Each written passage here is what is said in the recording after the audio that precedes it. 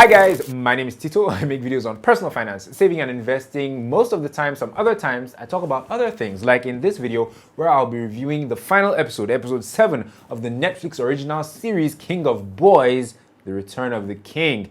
This episode is titled A Handover Ritual, and it's the final episode in the series.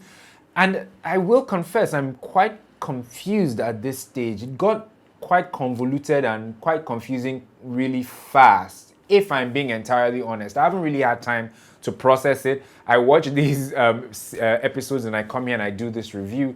And to be honest, I'm not sure. It didn't end the way I expected it to end. But not just that, lots of things sadly didn't make sense. Let me talk about how the episode started. Apparently, Odogwu Malay really did turn against Alaja, and he went to he pitched his tent with the other guys, with the members of the table and Charly Boy's character and whatnot. Makanaki gets to him and, exes Odogwu Malay and his entire family in a very gruesome way. And yeah, we'll start to see him go. But then for the majority of the episode, they try to let us... I don't even know if Ade Tiger actually betrayed Alaja at any point, but they insinuate or suggest that Tiger was being blackmailed. Tiger sold information to Mrs. Randall about Alaja so that it could be released in the press and so that, Alaja would give up her campaign to run for governor.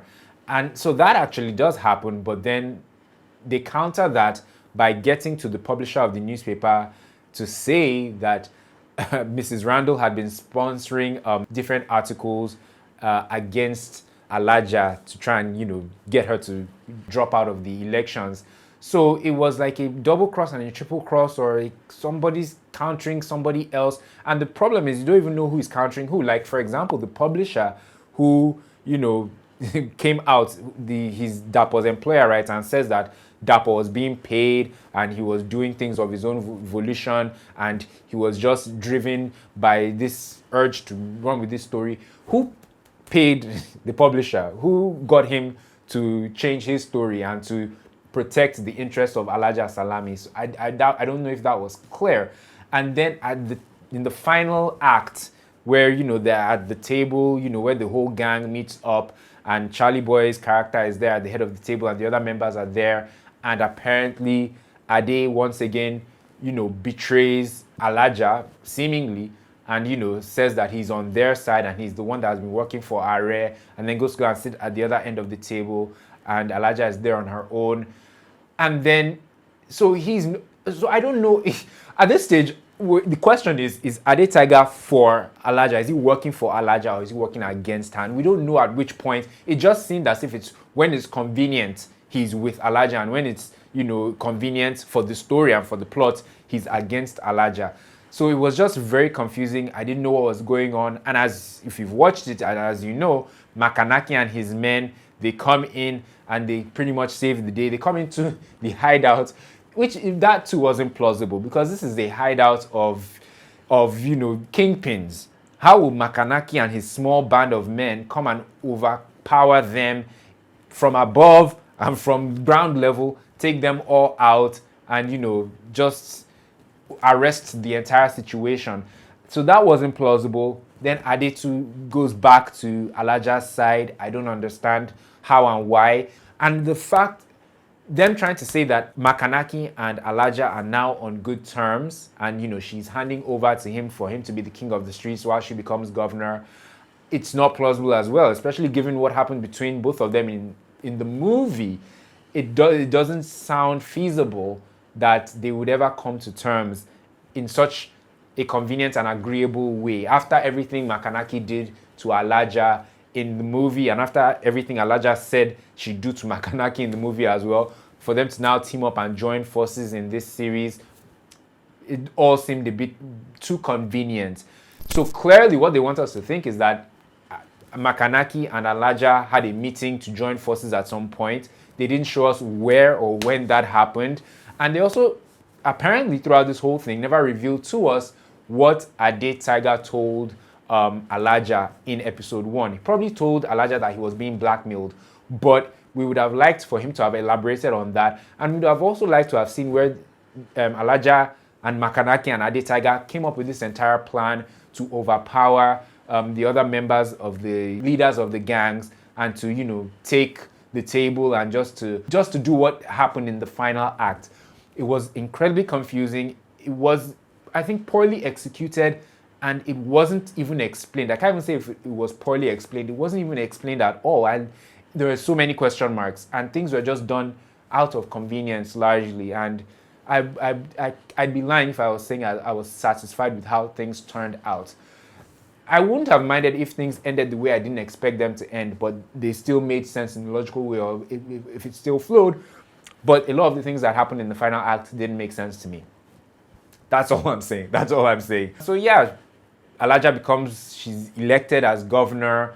Are, I don't know how he left his jail cell and goes to hospital too. I don't know how that happened, but apparently he's no longer in jail. He's now moved to a hospital where this series had the dumbest henchmen and, you know, thugs and guards in any series I've seen, because they're easily overpowered and they're not very bright.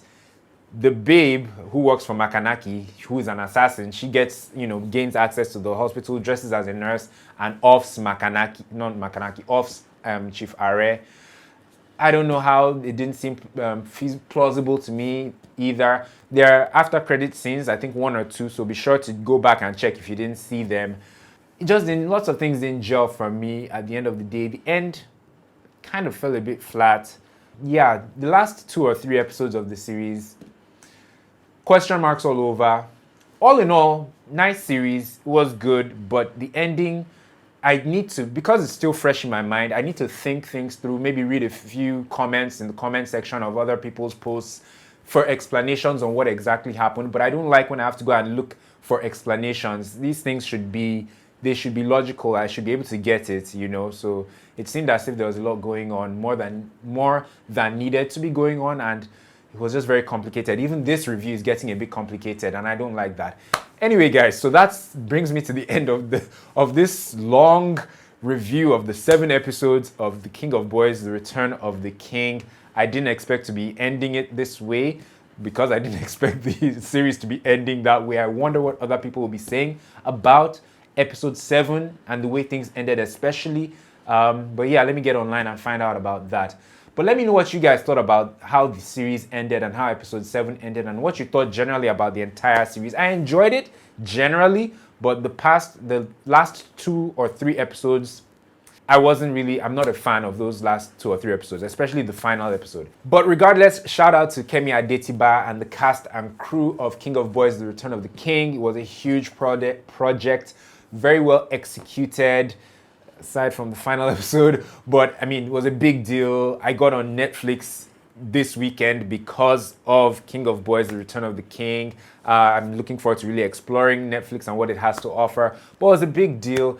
First Netflix original series right out of Nigeria. And congratulations once again to Kemi Adetiba, the cast and crew of King of Boys, The Return of the King. Hopefully, maybe there'll be another season or, you know, of the show, given how it ended. We'll see how things go. But my point is, congratulations to Kemi Adetiba once again and the cast and crew. Thank you guys so much for watching. If you enjoyed this video, please be sure to like it by clicking on the like button just underneath the video. It will really help me out, my channel, and this video. And if you're into personal finance videos on saving and investing, especially if you're a young person, then please check out my catalog of videos on saving and investing. I do believe there'll be something there that will help you out in your finance journey. Finally, guys, subscribe to the channel as well by clicking on the red subscribe button. Let me go and see what people are saying about King of Boys online. Yeah, that should be interesting. Thanks for watching for the final time, guys. I'll catch you in the next one. Take care. Woo!